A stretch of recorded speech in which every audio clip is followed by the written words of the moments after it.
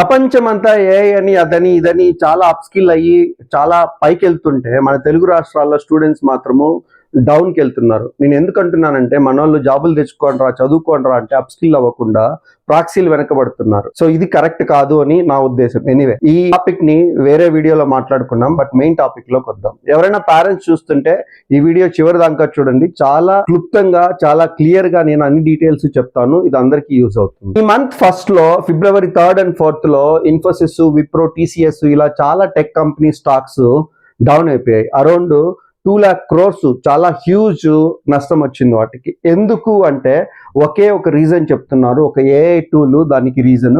అదేంటి అంటే Claude cover. ఈ ఏఐ టూల్ కి ఈ స్టాక్స్ కి రిలేషన్ ఏంటి, ఎందుకు డౌన్ అయ్యాయి, దీనివల్ల ఏంటి ఉపయోగము అంటే ఇది ఎక్కువగా ఆటోమేషన్ చేస్తుంది. అంటే మనకు ముందు కూడా ఆటోమేషన్ టూల్స్ ఉన్నాయి కదా, దీనివల్ల ఏం ఉపయోగము అంటే ఇది మన సిస్టమ్ లో ఉండే ఫైల్స్ ని రీడ్ చేసి అనలైజ్ చేస్తుంది. ఫర్ ఎగ్జాంపుల్ నా దగ్గర చాలా ఇమేజెస్ ఉన్నాయి, ఆ ఇమేజెస్ ని రీడ్ చేసి నాకు ఒక డేటా ఇవ్వు, స్ప్రెడ్ షీట్స్ ఇవ్వు, దాన్ని మళ్ళీ అనలైజ్ చేసి నాకు సమ్మరీ ఇవ్వు అంటే ఇస్తుంది అనమాట. సో ఇలాంటి వర్క్లు ఆర్ ఫర్ ఎగ్జాంపుల్ ఏదైనా లీగల్ డాక్యుమెంట్స్ ఉన్నాయి, అవన్నీ రీడ్ చేసి ఒక 100 డాక్యుమెంట్స్ ఉన్నాయి, నాకు ఒక సమ్మరీ ఇవ్వు దాని ద్వారా అంటే ఆ సమ్మరీ ఇస్తుంది. ఇన్ డీటెయిల్ గా మళ్ళీ వెళ్దాము. సో ఇలాంటి పర్టికులర్ రీజన్స్ తో ఏమవుతుందంటే నీకు మాన్యువల్ వర్క్ తగ్గిపోతుంది.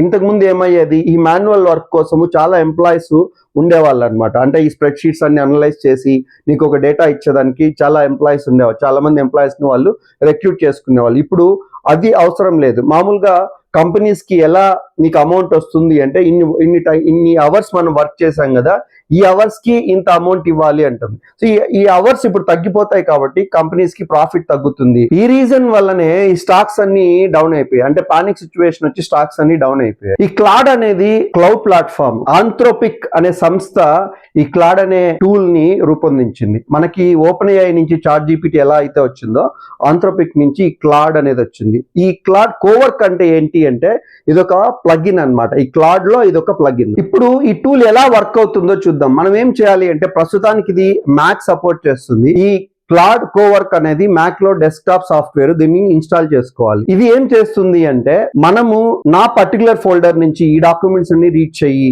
అంటే అది రీడ్ చేస్తుంది. రీడ్ చేసి you can give right permissions కూడా అనమాట. అంటే దాన్ని ఆల్టర్ కూడా చేయొచ్చు ఆ డాక్యుమెంట్స్ అన్నిటిని. సో అదేం చేస్తుందంటే రీడ్ చేసి దాంట్లో సారాంశం నీకు ఇస్తుంది. ఆ సారాంశం నీకు ఇచ్చే కంటే ముందు ఏం చేస్తుంది అంటే ఈ కొన్ని ప్రిన్సిపల్స్ ని దాంట్లో అప్లై చేస్తుంది. ఇదే ChatGPTలో ఆ ప్రిన్సిపల్స్ అన్ని ఉండవు అనమాట. ఈ ప్రిన్సిపల్స్ ని అప్లై చేస్తుంది. అంటే డిఫరెంట్ ఏజెంట్స్ ఉంటాయి. నేను ఫర్ ఎగ్జాంపుల్ నాకు లీగల్ రిలేటెడ్ డాక్యుమెంట్స్ కావాలి, సో ఆ లీగల్ రిలేటెడ్ ప్రిన్సిపల్స్ ని అది అప్లై చేస్తుంది. ఎనీ బిజినెస్ రిలేటెడ్ ఉన్నాయి, ఆ ప్రిన్సిపల్స్ ని అప్లై చేస్తుంది. లాస్ట్ లో నీకు సమ్మరీ వస్తుంది. ఈ సమ్మరీ ఎలా ఉంటుందంటే సింపుల్ గా ఉంటుంది, సేఫ్ గా ఉంటుంది, ఎనీ ప్రాబ్లం లేకుండా ఉంటుంది, కన్సైజ్ గా ఉంటుంది, నీకు ఈజీగా అర్థమయ్యే లెవెల్లో ఉంటుంది. సో ఈ పర్టికులర్ సాఫ్ట్వేర్ ఇంతకుముందు వేరే వాళ్ళ దగ్గర లేదు. సో వీళ్ళు దీన్ని ఇంట్రడ్యూస్ చేస్తారు. దీంతో ఈజీగా, అంటే నేను అనడం ఏంటంటే టెక్నికలే కాదు, నాన్ టెక్నికల్ జాబ్స్ కూడా దీంట్లో అఫెక్ట్ అయ్యేదానికి ఆస్కారం అయితే ఉంది. నేను నాన్ టెక్నికల్ జాబ్స్ కూడా వెళ్ళొచ్చు అని నేను ఎందుకు చెప్తున్నాను అంటే ఫర్ ఎగ్జాంపుల్ నా దగ్గర ఒక 300 pages పీడిఎఫ్లు ఉన్నాయి. ఏదో లీగల్ డాక్యుమెంట్స్, బిజినెస్ డాక్యుమెంట్స్ ఏదైనా ఉన్నాయి. నేను అన్నిటినీ చదివి సారాంశం కావాలి, దానిపైన ఇంకా ఏమైనా మనం ఇంప్రూవ్మెంట్ చేసుకోవచ్చో అది కూడా నాకు కావాలి. వాటికి మామూలుగా ఏం చేస్తాము, మనం చాలా మందిని హైర్ చేసుకొని వాళ్ళని ఒకసారి చూడమంటాం. లేకుంటే మనమే కూర్చొని దాన్ని సమ్ టైం పడుతుంది, మొత్తం ఆ డాక్యుమెంట్స్ అన్నిటిని రీడ్ చేసుకొని దాని తర్వాత మనం సమ్మరీ తీసుకొని దాని తర్వాత ఇంకా ఇంప్రూవ్మెంట్స్ ఏదైనా ఉంటే చూసుకుంటాం. Let's say it may take like 2 days 3 days. ఇప్పుడు ఏమవుతుంది, విత్ ఇన్ మినిట్స్ లో నీకు సమ్మరీ అయితే వచ్చేస్తుంది. ఇంకొక ప్రాక్టికల్ టెక్నికల్ ఎగ్జాంపుల్ చెప్తాను.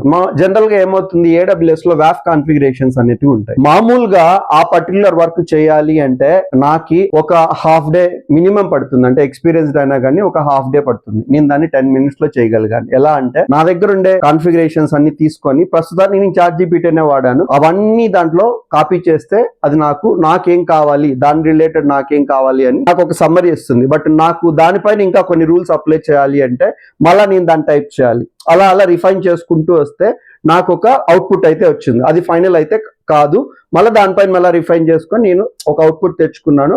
నేను విత్ ఇన్ ఒక 15 minutes లో అయితే నేను చేయగలిగాను. బట్ ఈ పర్టికులర్ టూల్ వాడితే ఏమవుతుంది అంటే నాకు కావాల్సింది ఏంటి అని జస్ట్ నేను ఆ ప్రిన్సిపల్స్ లో చెప్పేసి నెక్స్ట్ ఈ ఆల్ డాక్యుమెంట్స్ అన్ని ఒక ఫోల్డర్ లో పెట్టేస్తే ఏమవుతుంది, అదన్నిటిని రీడ్ చేసుకొని కన్సైజ్ గా నాకు ఫైనల్ అవుట్పుట్ అయితే ఇచ్చేస్తుంది. ఇంకొక ప్రాక్టికల్ ఎగ్జాంపుల్ చెప్తాను, ఎక్కడ జాబ్స్ పోవచ్చు దీనివల్ల అనే ప్రాక్టికల్ ఎగ్జాంపుల్ చెప్తాను. ఏంటి అది అంటే కస్టమర్ సపోర్ట్ అందరికీ తెలుసు కదా, మనకి కస్టమర్ టికెట్స్ వస్తుంటాయి, కస్టమర్ నుంచి నాకు ఆ ఇష్యూ ఉంది ఈ ఇష్యూ ఉంది వస్తుంటాయి. ఆ L1 L2 ఇంజనీర్ ఏం చేస్తుంటాడు, ఆ పాస్ టికెట్స్ ని చూసి ఆర్ వాళ్ళ దగ్గర కొన్ని పాలసీ డాక్యుమెంట్స్ చూసి ఇది ఏం ఇష్యూ అయిండొచ్చు, దీనికి ఏంటి సొల్యూషన్ అని వాళ్ళన్ని రీడ్ చేసి కొద్ది టైం తీసుకొని చెప్తుంటారు.